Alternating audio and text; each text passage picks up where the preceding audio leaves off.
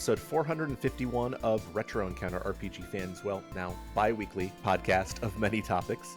I am your host, Zach Wilkerson. And before we get into what the topic of today is and what we're going to be chatting about, I want to kind of talk about, sort of the show moving forward.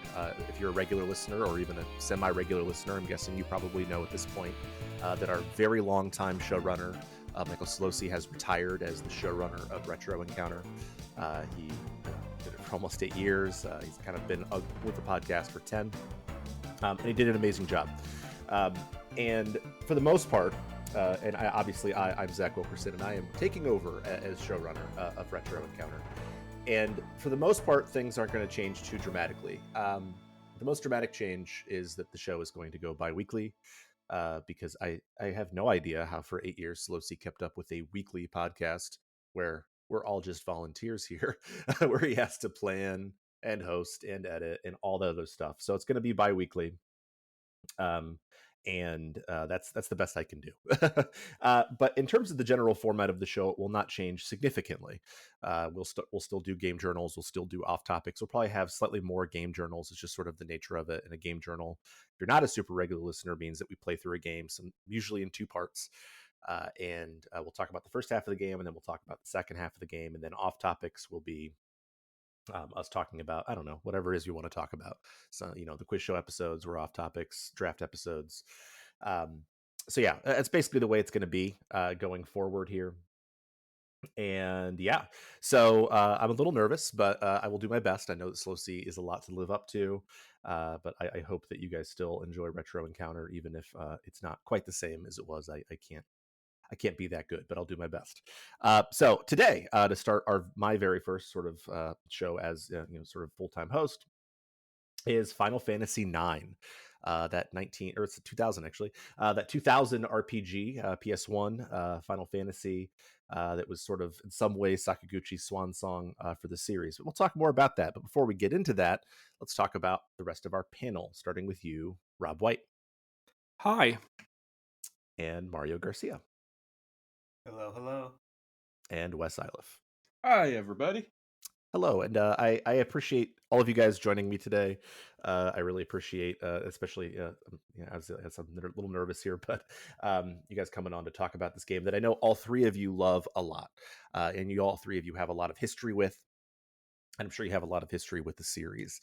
So before we jump into sort of talking about Final Fantasy IX proper, I want to talk about our history with the series in general, but mostly with Final Fantasy IX. And I'll go ahead and start with you, Wes. What's your history with 9 and sort of FF in general? So I'm probably well known at this point on the podcast as a Dragon Quest person. That's where I got my start with RPGs and learning to read and all that fun stuff. It wasn't until FF2 America, FF4, that I really got into Final Fantasy via a friend who was big into RPGs and introduced me to all these I'd never heard of. But I fell in love with it right after, especially that style of the SNES RPGs. And those were very much foundational for my childhood, alongside a lot of the stuff Square Enix was putting out that was very similar in tone to it. So when FF9 got announced and it was kind of touted as this return to some of the tone of the Super Nintendo era, I was beyond excited. I bought every magazine that had FF9 in it. For those old enough to remember buying video game magazines, I followed every bit of news. I bought a new PlayStation 2 to play the old PlayStation game on with the faster load times and smooth graphics. Like, I did everything I could to dive into this. And it remains to this day probably my favorite Final Fantasy. It definitely was at launch, and despite the fact that it has aged in better ways in some ways than others, this is still like my number 1 comfort food game. Final Fantasy IX is something special. That's awesome. And I'll get to my story in a minute, but the story of launch is actually remarkably similar to mine. So Mario, what about you? What's your history with 9 and the series in general? For sure. So I actually did not play 9 until later, so I didn't play it on launch. But it was actually my first Final Fantasy game. So in many ways, it was my introduction to the series, and it's magical in a lot of ways for that to me as well. I feel like playing it, like replaying it now, having seen like having played a lot of other Final Fantasies and seeing sort of the references and everything that sort of made this the capstone to that era of Final Fantasy is really interesting. Um, but yeah, the first time playthrough was my first Final Fantasy, and I loved it. I loved the tone, the characters, everything about it. So yeah, I'm very excited to talk about it today. Awesome. What about you, Rob? So I would say Final Fantasy IX is probably my second favorite Final Fantasy in the series. And coincidentally, I'd been replaying it over the last sort of 9 months anyway. So when I saw that we were going to do the podcast, I was like, this is a great chance for me to come on and spread some love for Final Fantasy IX. But I remember when it originally came out on the PS1. At that point, I had only played Final Fantasy 7 and 8, so my experience with the series was very much kind of rooted in that sort of futuristic sci-fi fantasy that both of those games have.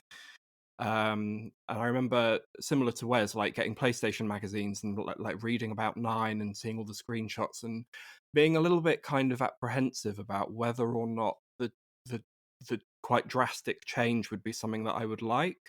And I did like it. I really loved it. But I feel like with Nine, for me, like as I've gotten older and had more experience with Final Fantasy as a series, my appreciation for Nine has really grown. And for me, it feels like maybe the only game in the series that kind of stands really strongly like as its own thing. I feel like with a lot of other entries, maybe apart from 16, like you could say to someone, oh well, if you like that one, you'd probably also like this one, or like that one's kind of similar to this one. But for me, there's a lot about Nine which kind of makes it more sort of independent on its own. Like it doesn't really have an aesthetic very similar to any other entry. I think the core group of characters that you get in your party are also another reason why Nine kind of stands out. It's very diverse. It's got different age groups. It's got different genders. It's got different races and classes. Yeah, for me, it just feels like it really kind of stands on its own as like a really good entry. Yeah. That's a really interesting way of putting it. I think that, like, the idea that even though this is a game that sort of pulls so much from the first eight in some ways, and there's references to all of them, that it's still sort of creates its own thing within that, and I think that's a fair assessment of it. I think that's a pretty cool way of putting it. My history with this is relatively similar to Wes. In terms of Final Fantasy, my history goes back maybe slightly further. I played Final Fantasy 1 on the NES. It's one of the first RPGs that I ever beat. And while Dragon Quest was very important to me growing up, Final Fantasy might have been in some ways sort of a more consistent presence, just because Dragon Quest disappeared in the United States for so long during my childhood. But yeah, I played Final Fantasy 7, loved it. 8, thought it was okay. And then when 9 comes out, I'm like, oh man, this is a return to those roots. It's a return to those things that I love. Final Fantasy 4 and 6 sort of stood above the rest in my world. And I got it. I was super excited to play it. And it sort of hit at a weird time. Like I was like a sophomore in high school. And I don't know, I got like my first like serious girlfriend around that time. And I remember liking it, but like sort of it took me a while to finish.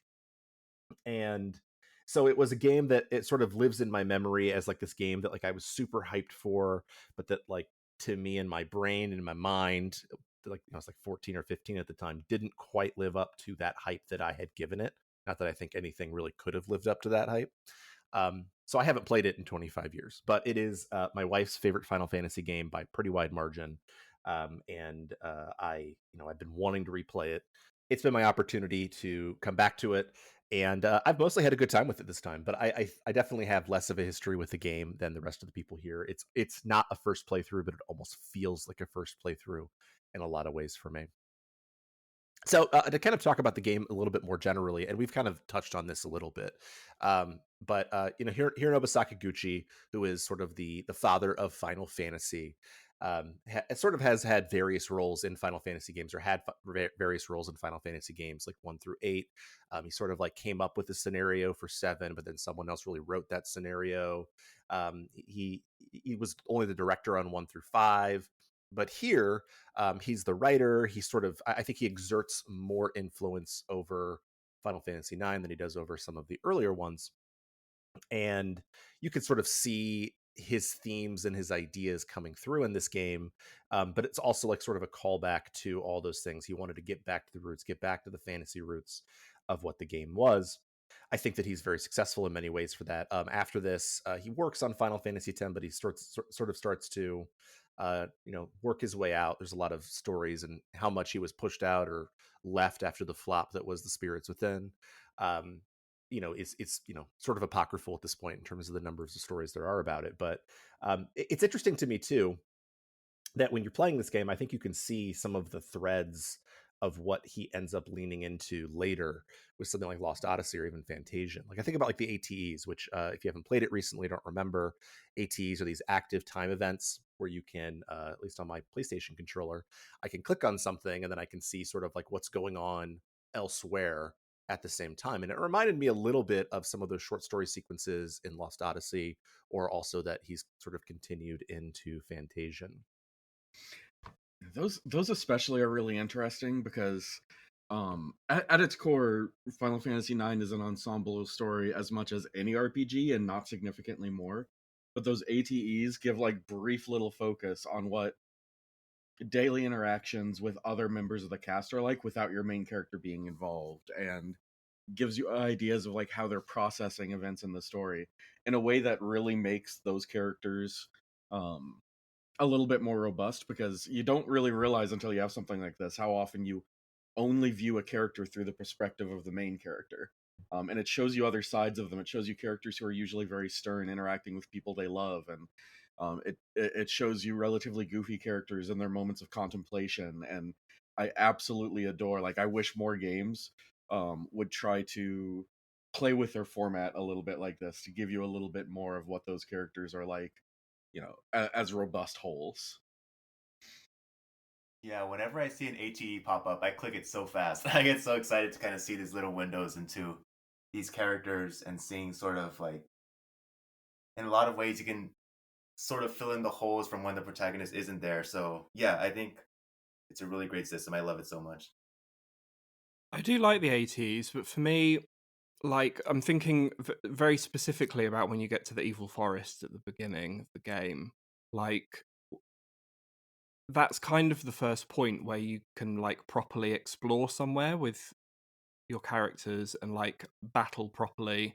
And I do remember at that point getting a little bit frustrated with the number of ATEs that all start popping up at the same time. I'm like, I just want to go. Like, just let me like explore a little bit and like do something else rather than like going through all of these ATEs. And I think there is another point maybe later on when you get to Trino where it does a similar thing where like as soon as you get into the place you've never been before and you want to explore, there's like all of these ATEs like kind of taking you away from what I want to do, which is not like a huge negative, because on the whole I do really like them. But that is something that I've noticed like a couple of times. They do sometimes like all start popping up in abundance. That's true. I think like they do tend, the way they're paced, they tend to come up like once you reach like a hub area or an area you'd be excited to explore. So I can see that though. Yeah, I feel you. Yeah, it sometimes it throws me off because you'll get like three of them at a time, and maybe if you do one, you don't see the other one. Usually they'll pop up again after a screen transition or something, but there's that constant pressure of, oh god, what if I miss something? I need all of this. Yeah, what if I choose the wrong one? I mean, I think it's especially a problem in Trino. I know we're getting a little ahead of ourselves. We're going to be kind of bouncing around here, y'all. But in Trino, I think like it's very easy to miss some of them. Like if you go to the auction house early, like there's like 9 of them in Trino. And if you go to the auction house before you've seen all 9 of them, like they all just like get wiped out. But I actually think that, like, to me, that's like sort of part of like sort of the endemic game design of like those SNES, NES games, right? Like in terms of like missables. We're not going to talk about this too much, but like one of the crazy challenges of Final Fantasy IX is that if you like get to a certain point within, I think it's 13 hours. It's like the last dungeon, I think. You can get like the most powerful weapon in the game, the Excalibur 2. And it's like, well, you have to play the game again to do that. I mean, unless I guess you have fast forward, maybe you could do it in the current versions of it. But yeah, I think I like the ATEs in general. I think that they're good. But yeah, I think you kind of put the nail like right on the head for me, Rob. Like I remember because like the first 2 hours, which I want to talk about here, are like really great. I think that it's a phenomenal introduction. Starting out with VV and then just kind of bouncing around to these different characters is awesome. But then I get to the evil forest and I'm like, wait a second, like I want to go get in some fights, man. Like I want to go forward here. And I think that's a pretty reasonable way of putting it. So yeah, I mean, I think that it's probably important to sort of set the stage here too, right? So like Final Fantasy IX, as we said, sort of takes place in this sort of more medieval setting, and we start out in Alexandria, and one of the things this game does really well, I think, is they take some cues from Final Fantasy VI and they split the characters off even beyond the ATEs. Like we're frequently following like different sets of characters and they're kind of getting pushed in different directions, and you get to see like these sort of different dynamics when they're in front of different people, which I think is really cool. And Alexandria starts that out almost like right away, right? So like you're following Vivi, and then at some point you follow Zidane, and then like you follow Steiner as he tries to go around and talk to all of his Pluto knights. And you even get like some weird mini games in there. Like there's a jump rope mini game with Vivi at the very beginning there, which I think I got through 2 jumps in the 10 minutes that I was trying to do it. Has anybody ever done all the jump ropes with Vivi? No, I hate it. Yeah, I've never done Dear all of God, it. I get no. to like 20 and then I give up. It's like the lightning bolt dodge in Final Fantasy X, except for like 17 times worse. I do have a memory. At least I think it's a real memory that I did at one point do 100, like a long time ago. But it's also possible that I am making that up and I've imagined it. But I think I did. I remember doing it for ages. I was trying to like, get an item that you get for doing it that many times. Yeah, I'm going to choose to believe in you that it really happened. yeah. So am I. Yeah, it's and like you get like there's like I think that the way that they sort of integrate mini games into this game is interesting. Like there aren't a lot of like, correct me if I'm wrong because I haven't played the whole game at this point again, but there aren't a lot of like huge like super in-depth mini games except for maybe what's the card game called again? Tetramaster. Yeah. But there's not really any rewards from Tetramaster. Whereas like I think about something like Final Fantasy VII, like if you want to get all the rewards in that game, like you have to go deep, like into chocobo breeding and all this other crazy stuff. Whereas all these like sort of like little mini games sort of just like scattered throughout Final Fantasy IX. Is that an accurate assessment? Yeah, there are a handful that get you really good rewards, primarily Chocobo Hot and Cold, but none that require like this really deep investment or like, I mean, I'm glad you don't have to play Tetramaster to get anything truly amazing.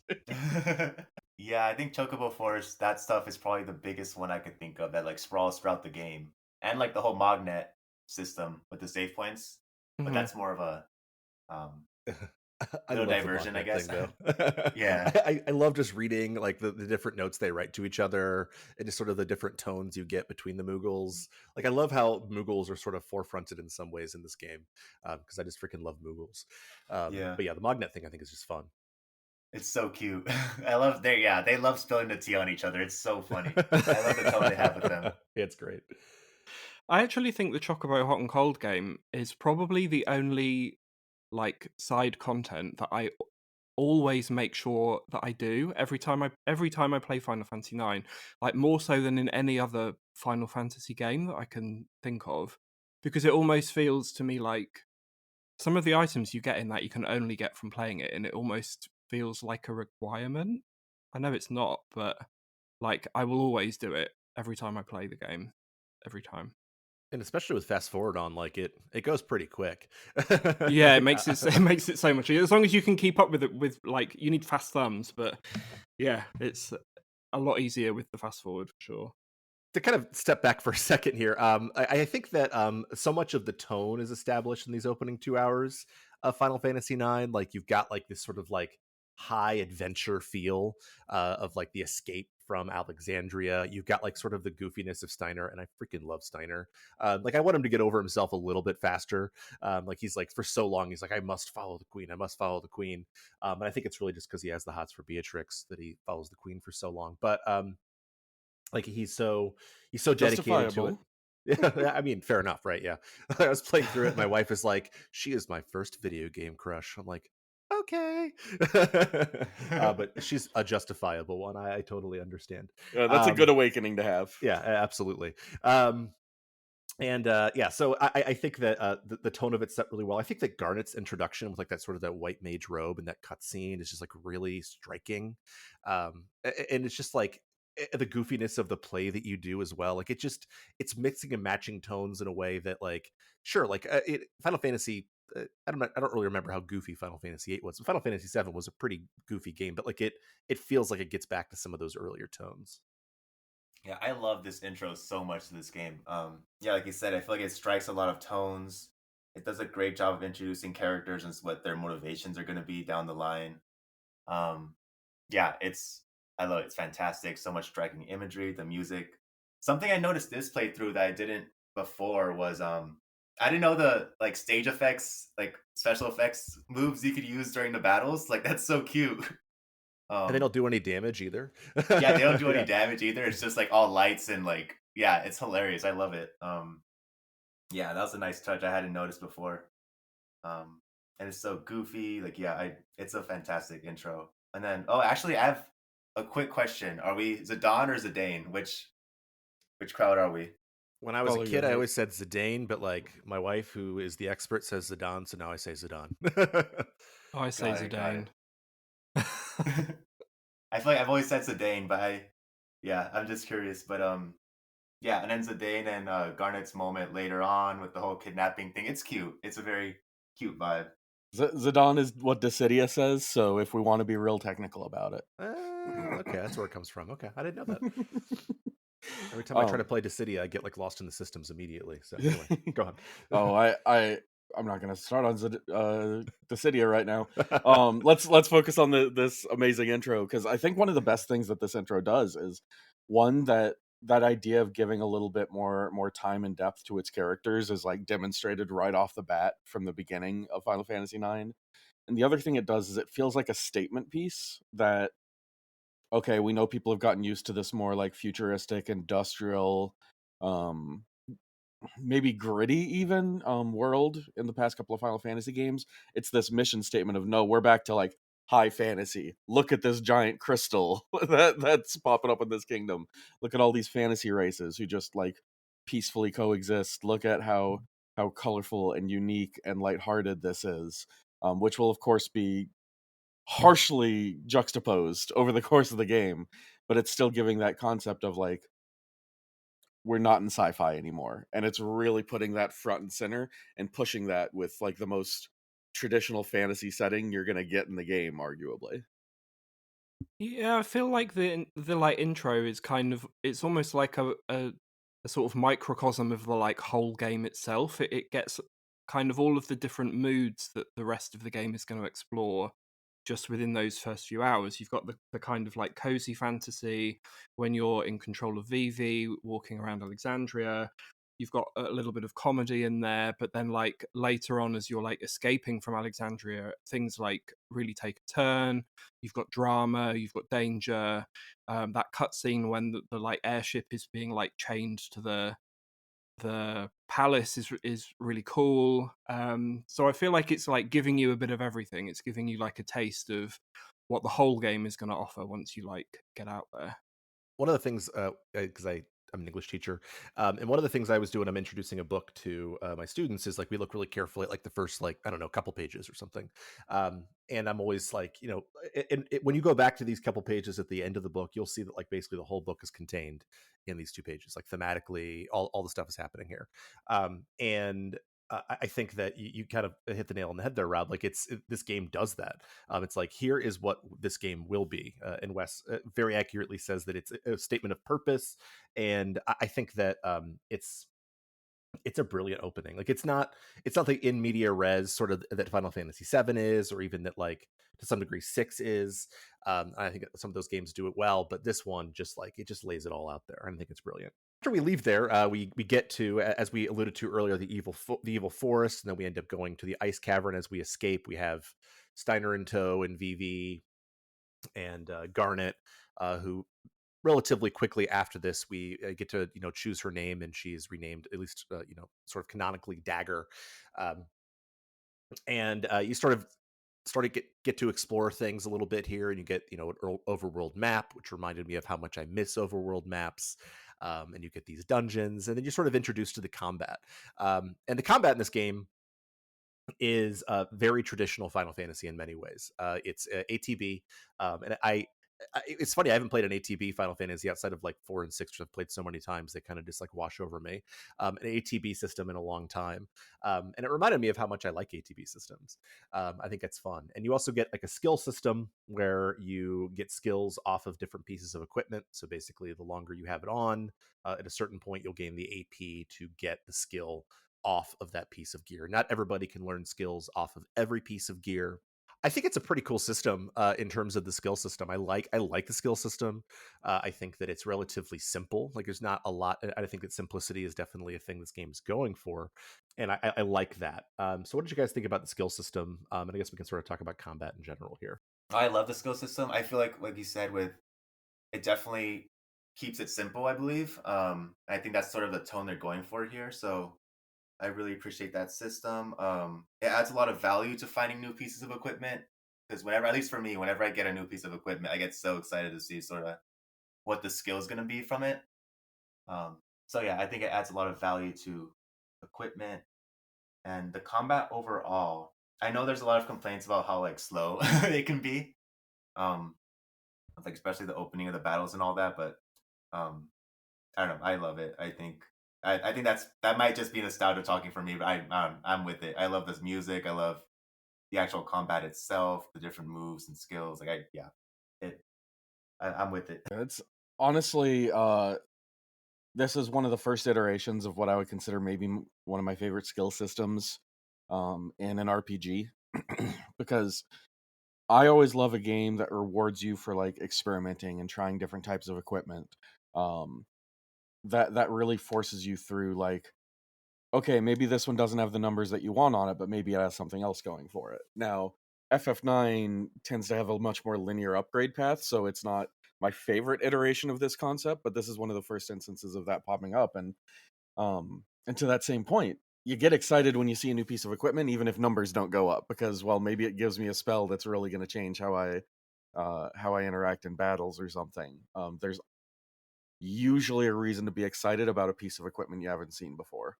And I love, that does anything from like, oh, I find a piece of equipment that I've never used, but that's weaker, but I have a reason to equip it and see what my shiny new weapon looks like, even if I'm going to switch out of it at some point, which is something I'm always a big fan of. Or maybe it will help you understand the value of something that has high magic defense but low physical defense when you get into an area where everyone's slinging magic. I just like that idea of it. It kind of forces you into playing with all the tools that you're given, without it feeling too oppressive. And that extends to some degree into the entire battle system, where everyone's skills have some kind of purpose. Do they always work out? No. The pace, we'll probably talk about the pace at some point. We'll probably talk about the steal rate in the near future, and We will talk about it very soon. Don't you worry. and kind of the relative tiers of different characters, as some of them are less useful than others, but still, it's a game that rewards you. It's gonna land you with those characters from time to time, and you're gonna learn, what do they do best, how do I use them best. And even if you don't end up with an ideal party, you can still learn how to use every member of that party, and maybe you find someone you love um, that you use more often than you thought you were going to, even if they're not ideal. I wonder if the simplicity of 9 in terms of skills and stuff is almost like a way to address maybe complaints people had over Final Fantasy VIII, and how That's like fair. complex the junction system was in that game. Because this feels like totally the opposite end of that sort of spectrum, I guess. Like, you literally just equip stuff and carry on playing the game, and your characters learn new things, which is great. I really love how simple it is, and similar to the rest of you, like, I also share that excitement around getting new gear, and that's part of the reason why I always play the Chocobo game like as soon as I can, so I can get all of the like better skills that you wouldn't get until like a few more hours down the line.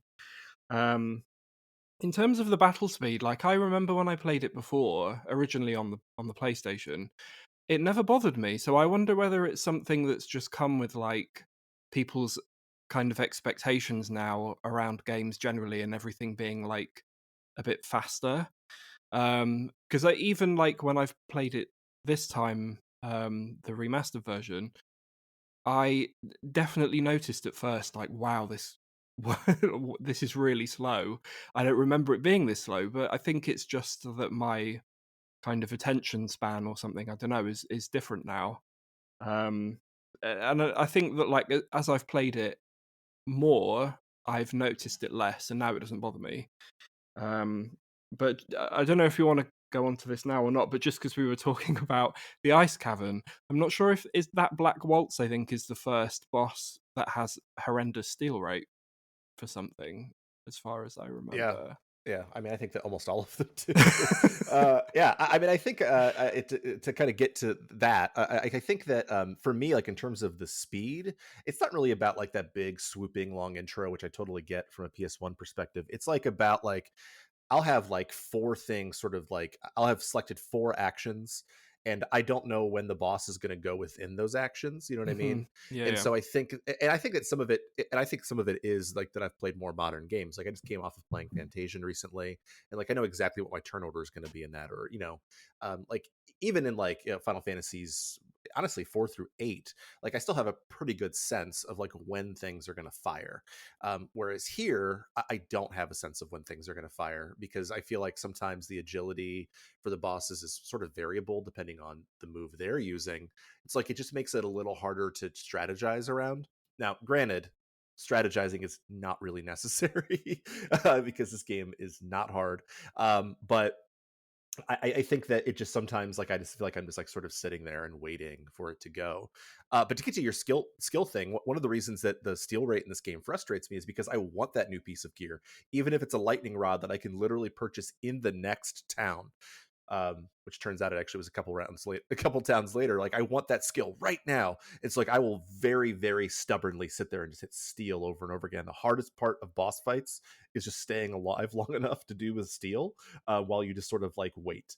So I don't really have a problem with the steal rate being really low for the most part. Except for like there's some that are sort of beyond where we're playing where it's like so absurd that I tried for 45 minutes even on fast forward and I didn't get it and I was like screw this. So yeah.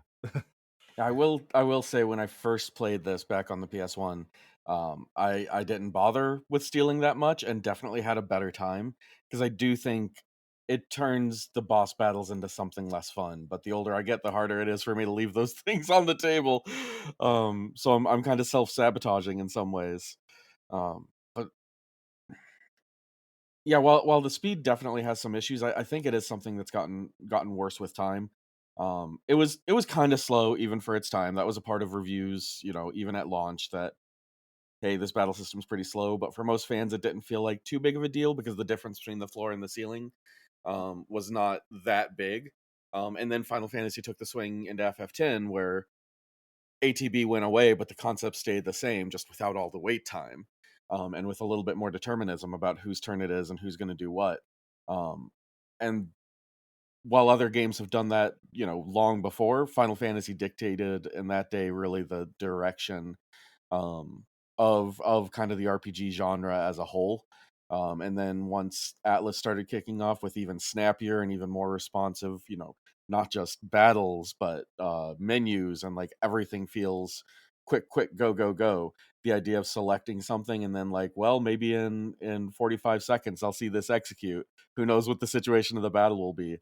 That gets harder and harder to deal with just because we've spent so long with a much higher floor that this is kind of below. In terms of like the stealing thing, yeah, it's always so heartbreaking whenever you finally get that steal off a boss, but then you end up dying for whatever reason. And yeah, it's always the worst when it does work out and then you're not able to keep it. um, but yeah, I had a similar experience as Wes. My first playthrough, I just didn't really bother with steals, which does mean that you don't get access to as many skills as would be ideal. So it's not the best, but I don't know. I think every subsequent playthrough, I'm like, this is the playthrough where I try to steal like everything. I try to be like Optimal or whatever, and then I give up after like Evil Force or something. I'm just like, okay, I'm not doing this anymore. So that's what happened like this playthrough for me. I'm like, I started out stealing stuff, and I'm like, okay, I'm just gonna brute force these fights. um, but yeah, and in terms of like the battle system speed, yeah, I definitely get sort of, yeah, you never really know what, because sometimes bosses will randomly attack like twice depending on what the move is or whatever, or twice in terms of like um what would be seen as twice if you're like seeing the turn order or whatever.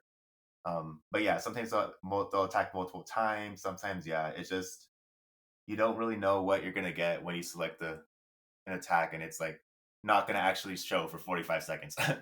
um, yeah, so I definitely see those complaints. I have always stolen from the bosses. Every time I play this game, I spend ages trying to steal everything. Um, and I think it must have been like the first time I played it. There's one boss later on, I think, on the second disc, which is like notorious for how long it takes you to steal. I'm pretty sure it's the fairy flute, so we'll probably talk about this like later on. But I think on the first time I played through the game, I managed to get it really quickly, and then now every time I play it, I'm always like, "Hey, it's going to be really easy to get this," because on the first time I played through it, I got it really quickly, and I never ever ever have gotten it that easily ever again. It's slightly better on this version of it, where you can speed the battles up, but it still takes a really long time. Yeah. At the end of the day, like while it's a little frustrating to me, it's not that big a deal because as you guys have accurately said, like it's my choice. I definitely don't need to do that. Like you could just play through it without stealing, but like when it's just there, like I feel like I have to have it. It's a personal problem. I probably need to talk to someone about it. We also sort of start getting into the rhythm of the game at this point in general. So you sort of get like it's very, very like sort of Final Fantasy, Dragon Quest, sort of town dungeon boss, sometimes town dungeon boss. Not as many towns in this game because a lot of the towns are really sort of evocatively created. Um, and I think that one of the things that I noticed as I was doing it, so we still have pre-rendered backgrounds in this game, sort of as we do in 7 and 8. And I think that sometimes, at least for me, like I remember loving pre-rendered backgrounds when I was younger, but I think that pre-rendered backgrounds, while they look really good, and I think there's a lot to say about pre-rendered backgrounds. Like I've never played Batten Kaitos, but like I think about some of them in that game, I look at it, it's just like it's beautiful. Whereas here, sometimes I feel like, especially on like the newer versions of this, where you have like this sort of really strong contrast between the character models, which has been updated, and then the background, which is like kind of fuzzy. I think sometimes it makes it hard for me to see it. And Wes, you can speak to this as well. I'm not sure if it's because I'm colorblind, that everything just looks kind of brown and I can't tell the difference between things or what. But I think it looks great, but sometimes I find it frustrating to navigate like dungeons or towns as a result of it. There's a combination of that for me. Yes, absolutely, the color palette can be a problem, and this is any pre-rendered background game I've ever played. Um, and this is no difference, despite the fact that it's certainly more colorful than a lot of pre-rendered background games we got on the PS1. It still definitely takes that, like, we want an earthy color palette for earthy areas, so determining what's interactable, what you can move down or not, is doubly difficult with color blindness. I also found the version I was going to talk about this eventually, so apologies, but the version that is most common right now, the one that you can find on Switch and PlayStation and um PC and everything, is a port of the mobile version, that I find kind of borderline unacceptable. And there are a number of reasons for that, but the primary one is the fact that they went from the PS1 game that has full analog movement, to what the mobile version had, just due to the restrictions of how they wanted the virtual joystick to work, which is 8 directional analog movement. And these maps were not made with 8 directional movement in mind. So you're constantly like, if you see something at a certain angle, you often can't go at that angle. So you're kind of like jittering upright to try to get into that right angle to get to it. And that combined with the lack of visibility means that I feel like I'm constantly running slightly the wrong direction or struggling to actually go where I'm trying to go. And that combined with not being able to see points of interest or not exactly knowing which way's the path and which way's just decoration. It makes it a really difficult experience that I wish were not what we were dealing with. Yeah, that I'm thinking of that quicksand part in the Clara cave. Like when you're trying, like 8 directional movement was not meant for that at all. Like you can easily fall into quicksand if you can't just walk diagonally. It's a shame because I know that those boosts are like a godsend. Some people will not be able to finish this game in 2025 without like some of those boosts, especially the speed boost for some of the combat. And even those have their problems with having to go into the pause menu to activate and deactivate them. Yeah. These rumors of a remake, I continually prey on. Like I want this to happen so bad because this is such an amazing game that's a little held back by the technology of its time. Yeah. It's actually interesting. I had no idea about that 8 directional thing, but like I notice it most during Chocobo Hot and Cold, when it's like I'm trying to get to like a very specific thing, and it just kind of keeps going qua qua qua qua. I'm like, no, Oh, come on, give absolutely. it to me, give it to me, come You're on, so give close. it to me. Yeah, I didn't think I knew that either, actually, and it makes a hell of a lot of sense now. Now that I know that, I'm thinking about loads of times when I've been playing through this time, not remembering certain areas being quite so frustrating to navigate as they have been. So, thank you. I've noticed that a lot. I've talked about this port with a lot of people, and remaster, whatever you want to categorize it as. And a lot of people didn't notice it simply because it's this assumption that, oh, those are pre-rendered backgrounds. This is just how it was, especially for those who didn't play it way back then. And I can't really blame them for it. And for some people, absolutely not a deal breaker. But given how many times I played the PlayStation version of this, it's hard not to notice. I do love the Yeah, that's pre-rendered fair. backgrounds, though. I think, like, I always love them, and I'm not sure.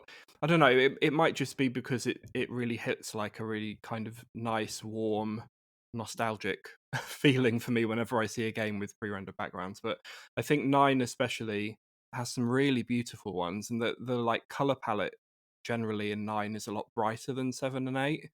But I also can fully agree with Zach's point about the new version of the game, the like character models and the backgrounds just not looking like they're even in the same kind of place almost.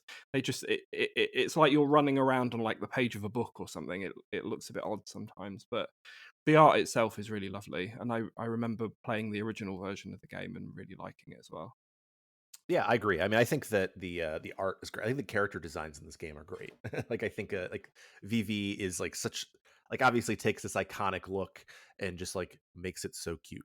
I think the Moogles look great in this game, which especially after the last Final Fantasy game I played was Final Fantasy VII Rebirth, where they look unhinged. Um, they're really cute. I think Steiner's an awesome character design. I think it has some of the best character designs in Final Fantasy, along with having some of the best characters in Final Fantasy. I think Vivi's story, which we start seeing a little bit here as well, as we get to the Ice Cavern and we're fighting the first Black Waltz, and then the second Black Waltz, and then the third Black Waltz for the first time, happens very quickly. And then the Black Mage Factory. I feel like over these first 2 discs, Vivi is such a critical part of this, and I think his character design is a piece of that. So I actually have quite a controversial take that I was unsure whether I was going to mention or not. But I'm staring at my screen.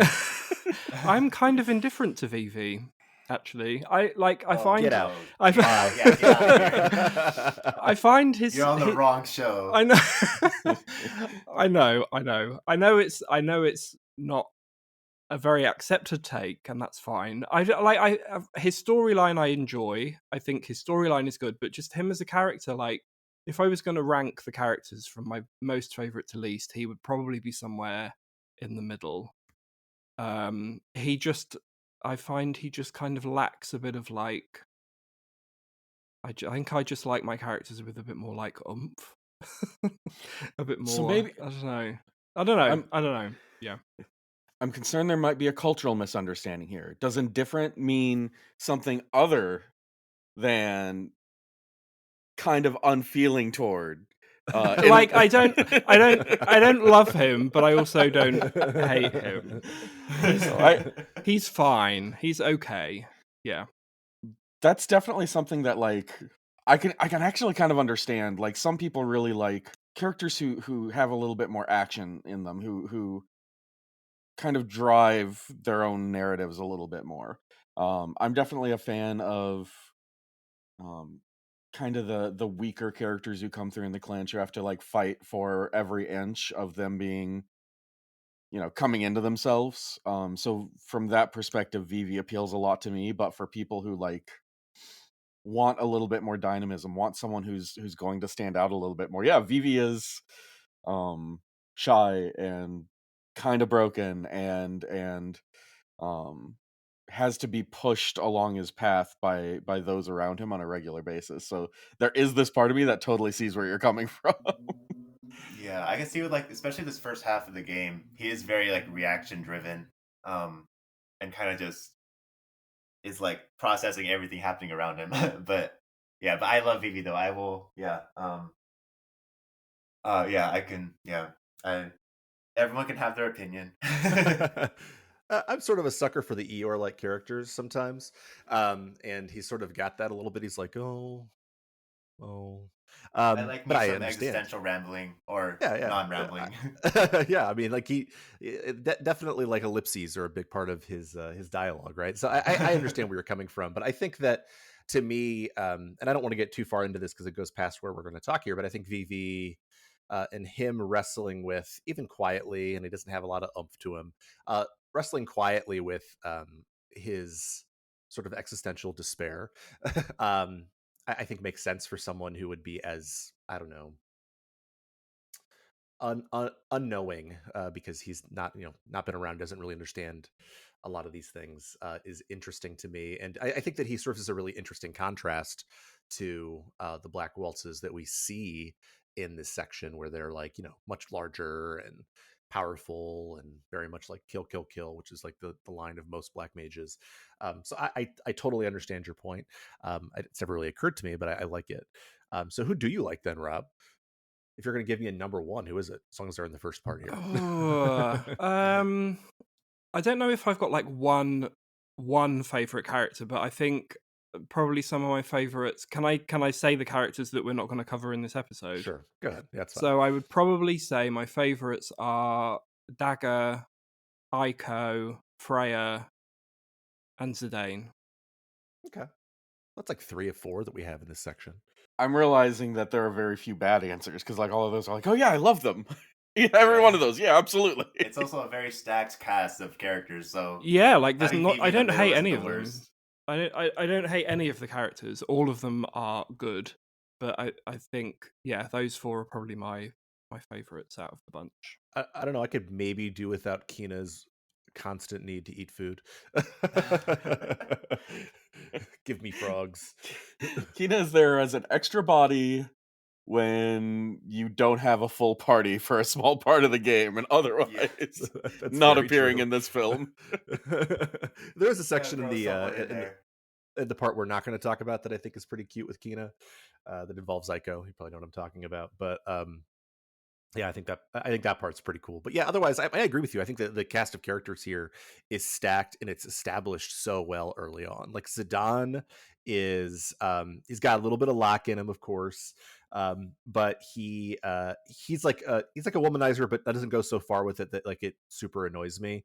Like there was a time when they're climbing into the airship when they're leaving the village of Dali, where he says "ooh soft," and that's a little bit much for me, Yeah. because he touches Garnet. But other than that, I think he's great. I think you get sort of Dagger's wrestling with her sort of being held down by expectations or about the men in her life basically telling her that she doesn't get to do what she wants to do, and she's like, "No, I'm leaving," which I think is awesome. Freya, who we meet in, I think we meet her in Lindblom, right? Yeah. Yeah. Who's just like this very cool dragoon character, and I'm always a sucker for dragoon characters. So yeah, I think we have a great cast here. Yeah, Rat Dragoon is very cool design. I love Freya. And yeah, with Zidane, definitely, yeah. I think my probably my least favorite aspect of his character is the whole like womanizer angle. But I am at least I do like leaving at least some sort of like if it's part of a character growth or character development sort of thing. I do like where his character goes eventually, but definitely this beginning like intro to him, yeah, I can see that being um yeah, it can be annoying. Yeah, But the kindest thing I can say about it is it's of its time, which is not yeah. always a very good defense. Let's Yeah. put it It's lightly not the there. best. There was definitely a problem around this era that still kind of exists today where it's hard to make kind of a womanizer who feels um like a robust character or doesn't feel just too creepy to root for at a certain point. And you know they do a good job with Zidane and his growth, but there are moments there where it's like Yeah. I I would would have rather not cut that probably scene have out. this person in my life. Yeah, it's like I don't know if I would want to hang around him. Which is a shame because, you know, as we get into the second half, the second episode here, we're gonna get a lot of depth out of Zidane that we're really gonna. There's a lot of meat on them bones. Yeah, definitely. I was gonna say about Garnet and Dagger too. I do like sort of course there still has falls into a lot of tropes. But I do like the sort of agency they give her and she like is able to just take her own actions and she says, I'm going back to Alexandria. These people don't want to let me, so I'm gonna put them all to sleep. Like that was wild. I like the agency they give her, though of course there's still a lot of tropes at play here. Yeah, it's rare to let, especially in that era, um, a female protagonist do things like that and not condemn them for it. To have this Yeah. be just a robust part of a character who does have that agency and who is trying to do the right thing and who doesn't even condemn them if sometimes it doesn't work out the best way.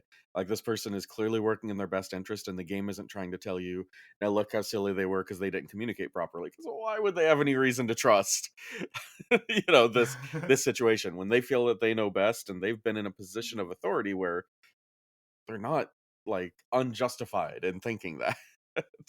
Yeah, I think it's a really good way of putting it. Yeah, I think that to me, Garnet to me feels like the most full character in a lot of ways. Like a lot of the ATs that we get with her are really effective, and I think that whilst obviously all these characters lean on some tropes, like Steiner is like sort of the goofy soldier, but like he has real doubts that you sort of start to see, and you could see him sort of Mhm. getting pulled back and forth, and he's just like so goofy that he's hilarious all the time. I love Steiner.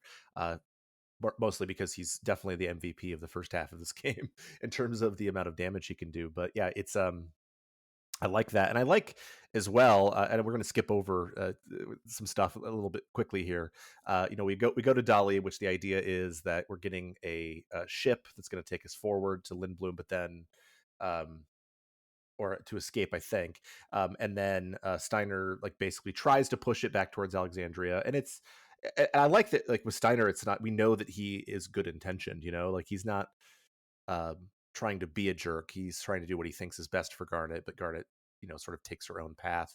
And then as we're flying, we end up flying towards Lindblom. We get like a really cool cutscene with the fight against the Black Waltz, and it's just like you end up going through like this really narrow area. And like to me, like when I think of like great cutscenes in Final Fantasy IX, it's one that I've seen a bunch of times, and it's one that I think is really effective. But then we get to Lindblom, which is sort of used to be like this old power that is allied with Alexandria. And the person who's in charge of it is Sid, who we discover has been turned into a bug. What are those bugs called again? Ooglops. Yeah. Once we're there, we sort of split up because we meet Freya. We realize that Alexandria is invading Burmecia. So Zidane and Vivi go off with Freya, who we meet here, and then Garnet, or they end up going off there. But Garnet, as she realizes she's going to get trapped in this space, as we've alluded to, puts them all to sleep, and she's like, "No, I'm gonna go off and do my own thing." And then her and Steiner leave. And we get, because of that split, which lasts for like almost a whole disc of time, that split, we get a lot of time with these characters with different situations, which I think work really well. So there's any like sort of highlights for you between sort of Dali and Lindblom? Yeah, I think for me it's mostly the existential crisis with Vivi for that segment of the game. Seeing his struggle, seeing him on that airship ride to as the Black Waltzes are attacking, and him seeing sort of the atrocity of all these black mages and fight, like learning that they're like these automatons or robots or however you want to call them, and starting to question himself and his identity. Yeah, I that's like the big highlight for me of that part of the game. Some of it is just Lindblom as a whole. It's one of my favorite towns in an RPG. I think it's an absolute like beautiful vista. It's this interesting combination of all of these different um kind of wards, or like you've got, the districts, the entertainment district versus you've got all of these different things. Each one has their own things going on. There are so many like little side quests or side events in each one that pop up over the course of the game. And all of that, learning about this city and learning how to navigate it, all of it really comes into play with the Festival of the Hunt, which is of its era one of my favorite events. Within that whole generation of RPGs. Um, I'm not sure if that's right now or if it's a little later, but I think it's right now because it's I before think it's Freya right joins up the in there. party. Yeah, it's right And as you're Yeah. about to get Freya. I just straight up failed it on purpose immediately because the item you get apparently is best if Freya wins. So I was like, It's true. Yeah, it is. I always do it so Freya wins. But Yeah, that same, aside, same. like the music during it and like exploring and seeing all these little events of monsters being let loose in the town, ridiculously cool moment, this big tent pole. It's one of those little things where like FF9 maybe steps on its own foot a little bit in the execution, but the event itself is so interesting. Yeah, the music slaps. I love little things you can see in the town, like you can see Vivi like running away from a monster and you can fight it for him. Like it's just cute stuff like that. kind of making me wish I had actually done it now. It sounds pretty cool. I was like, how should I do this? And Alana's like, you get the best item from Freya winning. You just have to lose. I'm like, okay, I'll just lose then. Yeah, I mean, not wrong. Because Zidane asks for gold, and if there's one thing in a Final Fantasy game you're not crying for. No. Especially after I won like that 10K at the very beginning when I impressed the crowd, which apparently is much easier in this version. I was Yeah. like, I haven't been struggling with cash at all for the rest of this game. No, and you never are going to. It's interesting that you bring up Lindblom because I really like Lindblom, but it gets to one of like my frustrations with this era, and it extends through to the PlayStation 2. I actually think Suikoden 5, as much as I love that game, is the worst offender for this. Like towns where I can't figure out where the heck I'm going.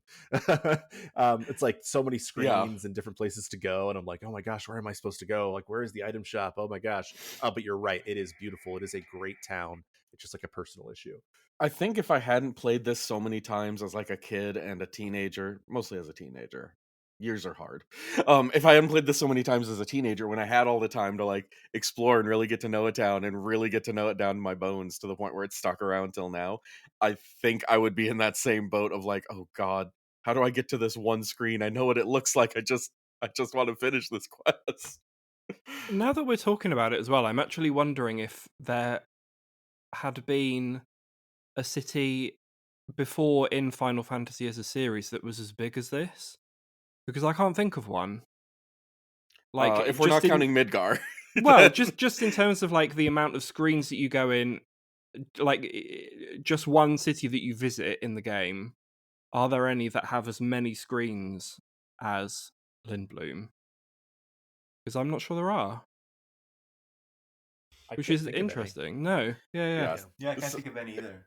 Besides like Midgar, if you consider that to be like obviously one city, but yeah. It's kind of a mini world map before your world map to make yourself more hungry. Mm-hmm. so I'm okay with leaving Midgar off the table for that. Maybe Esthar and FF8 was the closest they came, but I don't think it's I don't think it's as big. Yeah, and most of that's just roads as well. I always enjoy the Festival of the Hunt. I always do it so that Freya wins because she has the best prize. No one wants a card, VV. Yeah, I think that's probably my best bet. I always love the intro to Freya and like starting to kind of find out more about her, like her history, but also like she already knows Zidane, so like kind of finding out a little bit about like how they know each other. So yeah, I said that after that, like the party sort of splits up, and it ends up being that like Garnet and Steiner are trying to get through and get back to Alexandria, and they end up going on sort of this effort to get the super soft, which was, we haven't talked about this, but there was a character, I think it's Blank is his name, who is sort of turned to stone at the very beginning of this game in the forest, and she becomes sort of part of trying to hunt down the super soft in the town of Trino. She meets like an old doctor that used to be there. You get all these really cool ATEs. I think Trino's is again a pretty labyrinthine town, but like it's cool. And then you follow Freya. You go with Freya off to Burmecia because it's under attack from Alexandria, and the Black Mages had sort of like decimated it. And then you run into two very important characters. One you've already met briefly, actually three important characters, sort of at the end of Burmecia, who is Queen Baran. Who can we talk about how fat phobic this game is? Because it's pretty fat phobic. Yeah. Like the way they talk about it, Extremely. it's like rough, man. I'm like, that didn't age well, but it Yeah. wouldn't have even been cool at the time.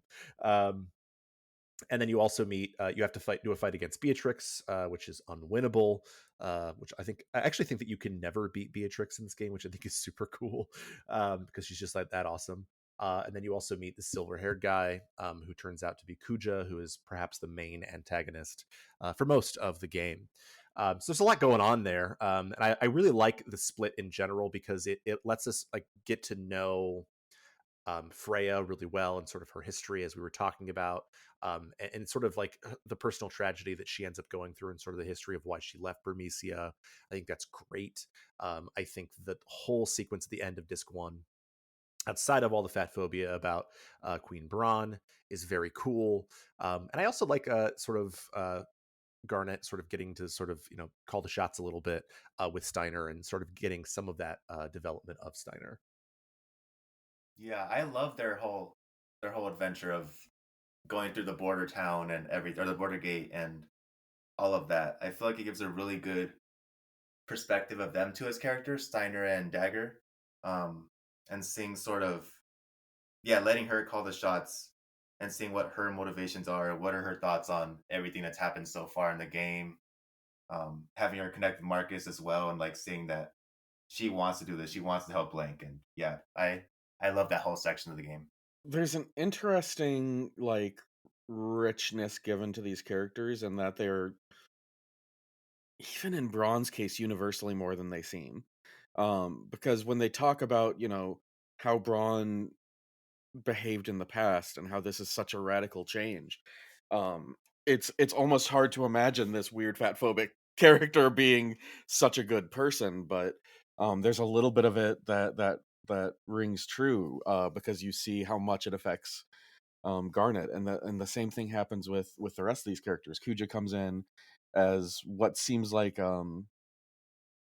kind of the stereotypical silver-haired, super cool anime antagonist, that was so prevalent after Sephiroth came around. But that depth reveals itself over the course of the game, and you get the humanity under this character. And Freya being your cool silent type, as an anthropomorphic rat, which might be a first, in a in an RPG like this. Um, but you see the humanity underneath it. You see the reasons for not only like leaving and the pain that brings to Freya, but also how that informs how Freya cares about other people. Almost every character in the game gets this kind of duality to them that doesn't necessarily excuse their actions, but helps you to understand them as a human and understand how they came to this point, even if you never in a million years would have come to that main point. I really enjoy the split as well, kind of for a similar reason to the like intro to the game, because I feel like the kind of two different parties are giving you very different sort of types of story, I suppose. So you've got Zidane's story, which feels a lot more kind of everything feels like bigger. It feels like it's having like a major impact on the world. You've got a lot of danger. You've got high stakes. You've got like towns being destroyed and all that kind of going on with them. And then Dagger's story feels a lot more personal. It's a little bit more lighthearted and calmer, which is good. Like it kind of keeps you invested, I suppose, because it's giving you a bit of range in the kind of storytelling that the game's putting out. But I think also splitting the team up like that allows each character to have more of a moment to shine, I suppose. And they actually stay split up for a really long time. It's longer than I thought, but they only really get back together just before everyone leaves the continent, I think, which is ages. Yeah, it is. Yeah. It is a long time. It ends up going for a while. One thing about the split, though, from a gameplay perspective, I do miss having a healer when I'm in the Zidane party. And yeah, we briefly talked about this, but yeah, you need to buy a lot of potions in this game in the early game. And yeah, just you can never have enough potions. I But think besides that, yeah, I love it, like story wise, and even getting you to experiment with different characters as well. I think it's great. Kina can learn White Wind She can. somewhere. Yeah. Yeah, Yeah, Yep. yeah, Or they which can. helps a little, but Yeah, I think they can learn it like after you would have to have recruited them, because like you can recruit them briefly early, and then like later, then Kina leaves, and then when you get Kina back, I think at that point they can learn White Wind. But yeah, I mean, like luckily buying potions isn't really a problem because again, cash isn't a problem. But like I would buy like 70 potions and be like, oh, that's plenty. And then I'd be like, oh, I only have 5 left. Oh crap! It happened to me like multiple times. yeah. That I just always buy way too many potions, or I think it's way too many, and then it turns out it wasn't enough, and I'm like, oh, I'm down to like 5 potions for this dungeon. Yeah, yeah, absolutely. That's why I use those potions for all of my out of battle healing, and I just like practice my Mario Party style X button mashing skills to use, the low tier potions that I never use. I'm like, they're not going to go to waste. But yeah, I love the tones this balances too with sort of what we're saying with this being more of a um I guess this return to fantasy, return to more like less gritty, I guess so to speak, or less more lighthearted, I guess. But is this still has some pretty obviously dark stuff in it with towns getting destroyed. The Burmesians are getting wiped out. I love Burmesia as like when I think of like city that never rains, I think of Burmesia. Like I love that trope, or I love that like theme, I guess, or that sort of category, or city that always rains. I mean, but Yeah. yeah, I love. Like I think this is a beautiful. I mean, obviously it's horrible, it's happening, but like it's beautiful in like a very melancholic and like very devastating emotionally kind of way. And then you just have like Stiltskin just like walk in towards the end, like in the Moogle save point. It's just like I love the tones this game balances of like this is a really dark thing, but then like you still have the Moogles who are cute and funny and like yeah, I don't know. I love the like you would think like at least I can see how this could conflict for a lot of people, but for me, I love that sort of balance and that sort of um yeah, that balance of tones there. yeah, I think that's why Dagger's story is so good because Zidane and Freya, um, their storyline at this point is so heavy and there's like so much going on, so much death. You kind of need to have those breaks in that with something just a little lighter, I suppose. And Dagger's storyline being so like personal to her, I think it's like the perfect kind of a bit of a breather, I suppose, from the intensity of what's going on with the other group. So yeah, they work really well together. Yeah, I just absolutely love the when Snyder's going through the gate and he has her like in that bag and she's just like surrounded with those like really bad smelling pickles that he loves. It's just like so Yeah. goofy, and then like you have to find like this little like alleyway to like get her out of it, and it's just like so goofy, but it's yeah. I think I agree with everything you said there, Rob. Yeah, this is something that I kind of bang this drum a lot, but I really believe in it, and I think it's one of FF9's greatest strengths is those tones aren't necessarily like, yeah, they juxtapose, but not necessarily in a bad way, because the points when FF9 does get into like serious, occasionally existential, like world tier problems that are really affecting on both a personal and a worldwide level.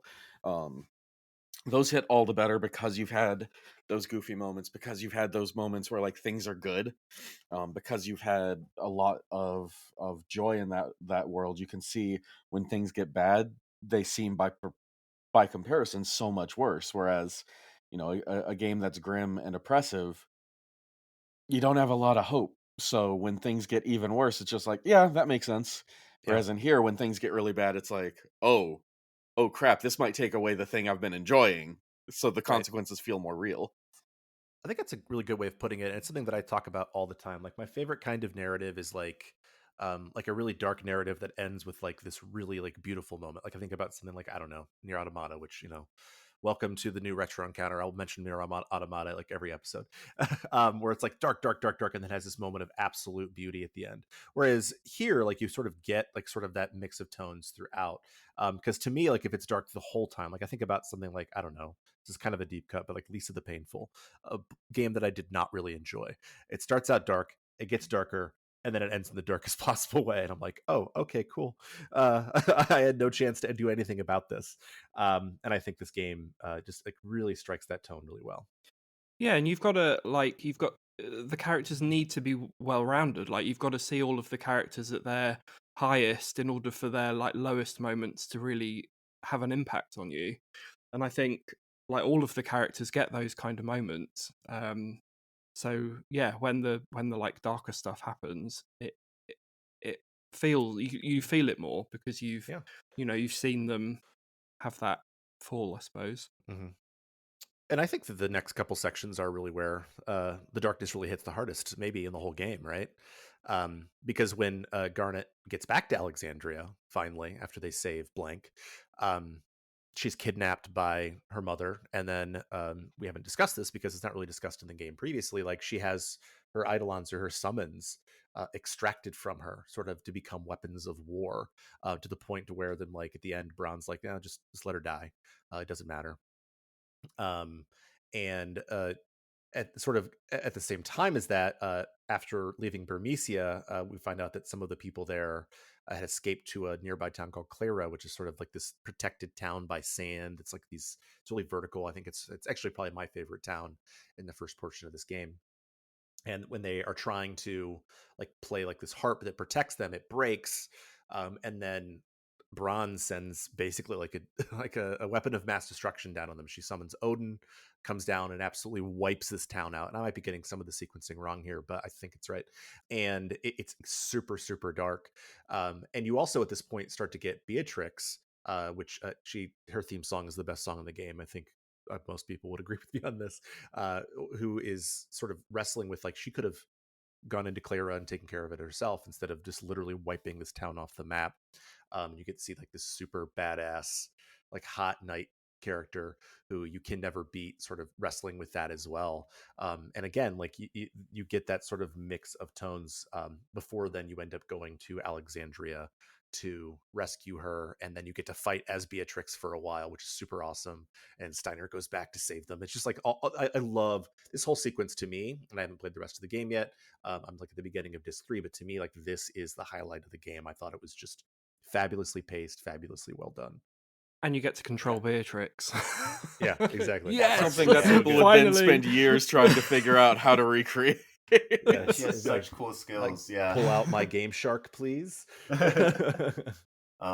Yeah, I agree, Zach. I think that this is a very strong high point of the game for me. I love that sort of frenetic or like hectic high energy pacing that Alexandria Castle Rescue has.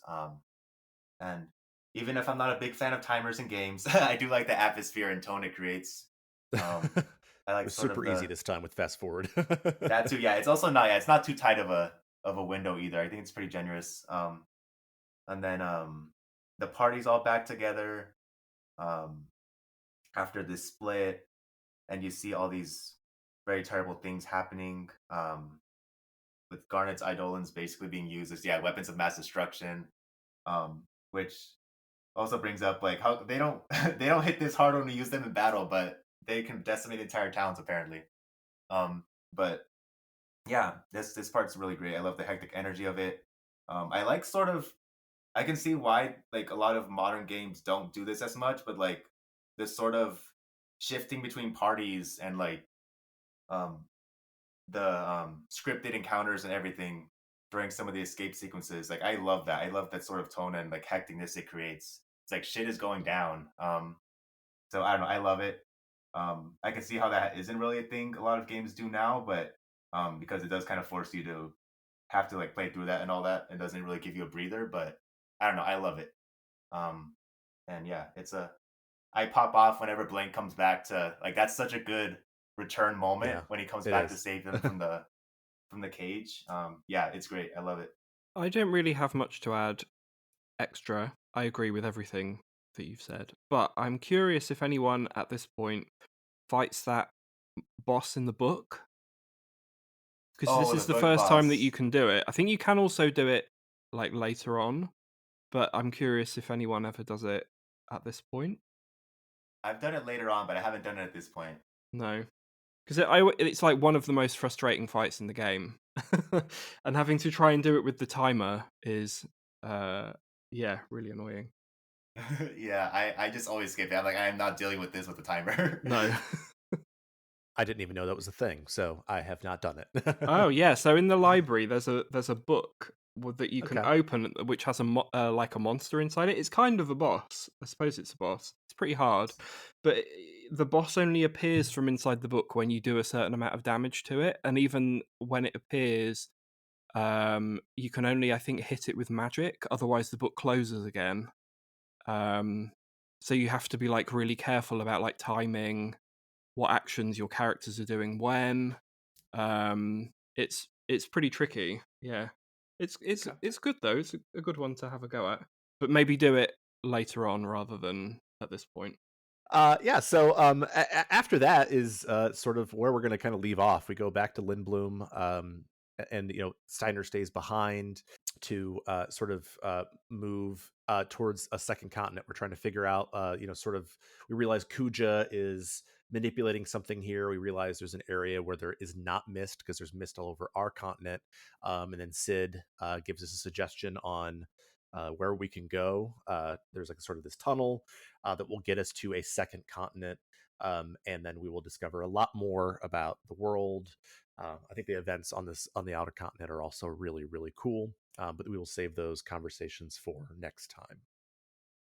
Is there anything you're particularly excited to talk about in the next one without going too spoilery?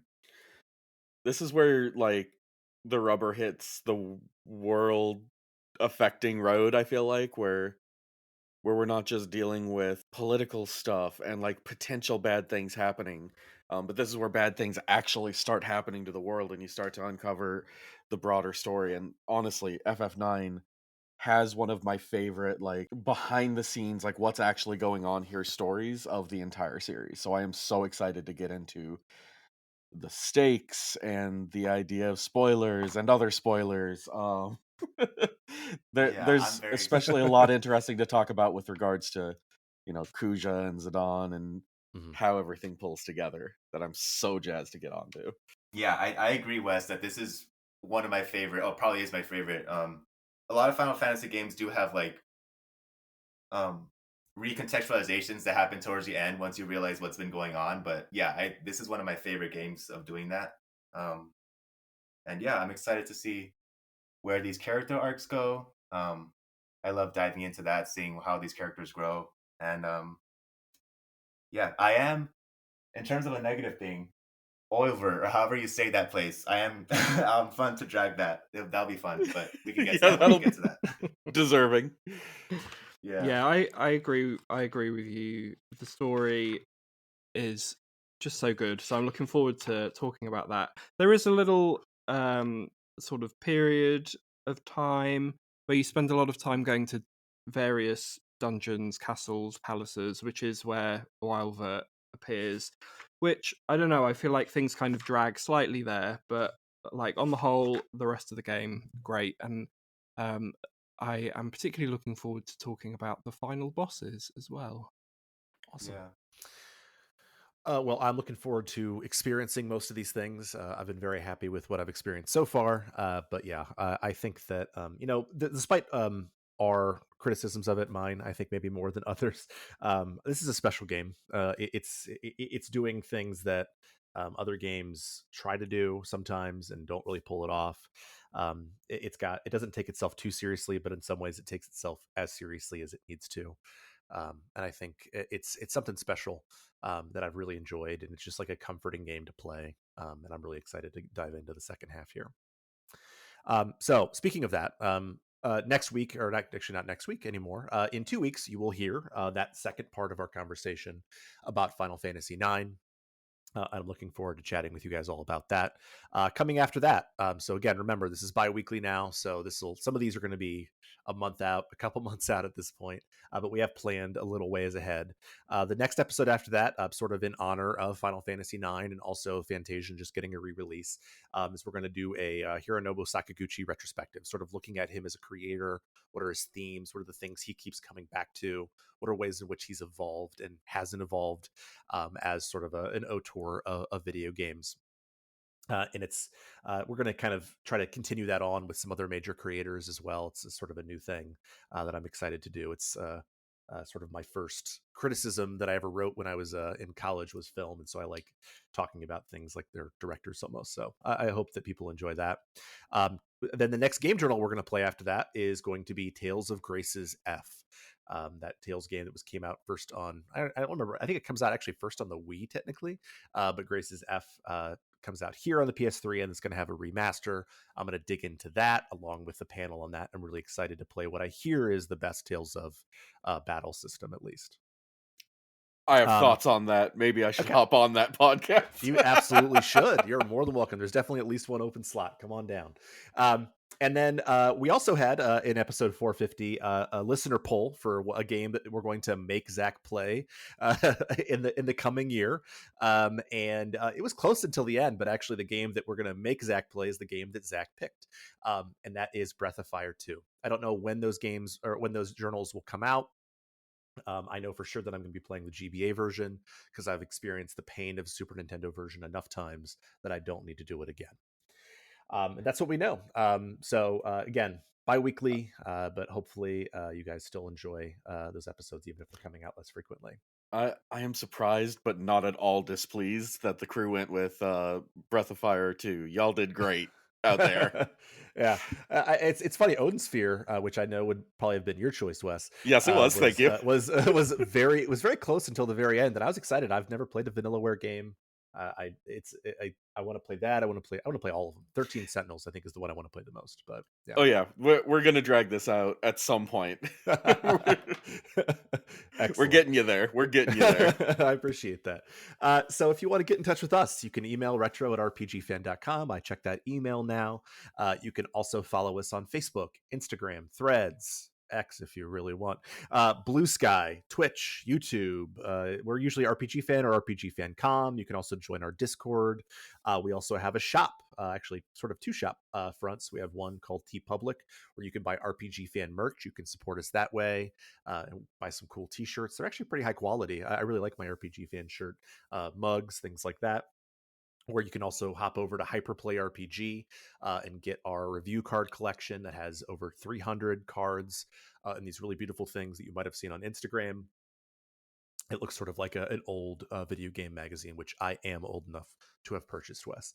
And we also have two other fine podcasts, Random Encounter, usually about random things, about sort of what we're playing now currently for the most part. I think they're going to take some of the thematic episodes like spoiler casts that we used to do just because we have so many fewer. That's not the right word. Whatever. We don't have as many off topics as we used to have. And then we also are going to have Rhythm Encounter, which is the other Monday, which is about RPG music. You can review us on Apple Podcasts, YouTube, Spotify, whatever. We love feedback. But before we close out, if you want to get in touch with the panelists individually instead of as a group, how can we do that? We'll start with you, Rob. Blue Sky for me, Neon Cowboy. Awesome. And Wes. Primarily on Blue Sky at Lone Weasel. Excellent. And Mario. I'm primarily on RPG fan socials, actually. So Yeah. Facebook, Instagram, Threads, X, and Blue Sky, RPG Fancom. Cool. Awesome. And if you would get in touch with me, I do technically have a Blue Sky, but I am not active on there at all. And I probably should close it down because I'm a teacher. You can always get in trouble for stuff like that. So you can follow me there if you want. It's just C. Wilkerson. But the best way to get in touch with me by far is email, either the retro one or ZachW@RPGFan.com. And also you can DM me on Discord. I am ZachW over there. Thanks so much, you three. I've had a blast playing this game so far. I know I might have made some more complaints than maybe I even intended to, but I've had a blast playing it, and you guys have brought really, really great things to the conversation and taught me some things about this game that I hadn't thought about before, so I really appreciate it. All criticisms come from a place of love. That's definitely true. And thank you, listeners. Good night and good luck.